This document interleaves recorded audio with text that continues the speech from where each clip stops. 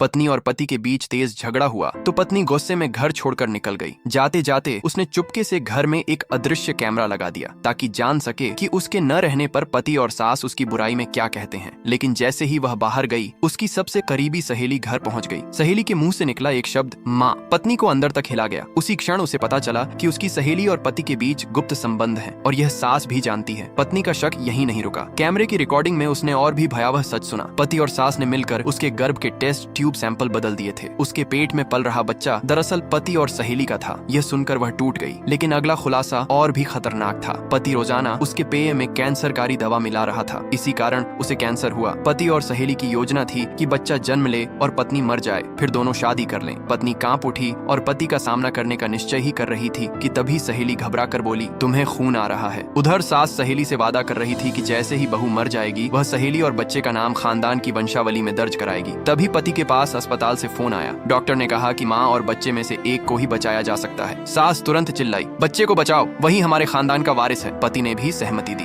1 घंटे बाद पत्नी को होश आया। उसने सबको यह यकीन दिला दिया कि बच्चा अभी भी जिंदा है, जबकि सच्चाई यह थी कि बच्चा मर चुका था। उसने पेट में कपड़ा भर लिया और भीतर ही भीतर बदला लेने की ठान ली। उसने अपने भरोसेमंद डिलीवरी बॉय से कहा कि 2 महीने बाद खानदान की हवेली में एक पैकेट जरूर पहुंचाना है। उस दिन पति और सहेली की सगाई होनी थी और वह इस दिन को उनके विनाश का दिन बनाएगी। पति पूरी तरह यकीन कर चुका था कि बच्चा सुरक्षित है। वह खुश था क्योंकि उसकी कमजोरी के कारण बच्चा होना लगभग असंभव था। समय बीता और पत्नी की डॉक्टर सहेली ने योजना के तहत सबको बताया कि पत्नी मर चुकी है, लेकिन उसने एक स्वस्थ बेटे को जन्म दिया है। यह सुनकर सास नकली आंसू बहाने लगी और पति पछतावे में पत्नी से माफी मांगने लगा। उसने जिद की कि बच्चे को घर लाया जाए ताकि पूर्वजों को दिखाया जा सके। डॉक्टर ने बहाना बना दिया कि बच्चा कमजोर है और निगरानी में है। परिवार घर लौट आया और भोज का आयोजन किया। रिश्तेदार व मेहमान आए। पति गर्व से भर उठा क्योंकि बेटे के बिना वह घर का मुखिया नहीं बन सकता था। तभी डिलीवरी बॉय पैकेट लेकर पहुंचा। पति उसे खोलना चाहता था, लेकिन सास ने रोक दिया। यह मरी हुई बहू की आखिरी निशानी है, इसे मत खोलो। पति ने डॉक्टर को फोन किया कि बच्चा जल्दी भेजा जाए। तभी दरवाजा जोर से खुला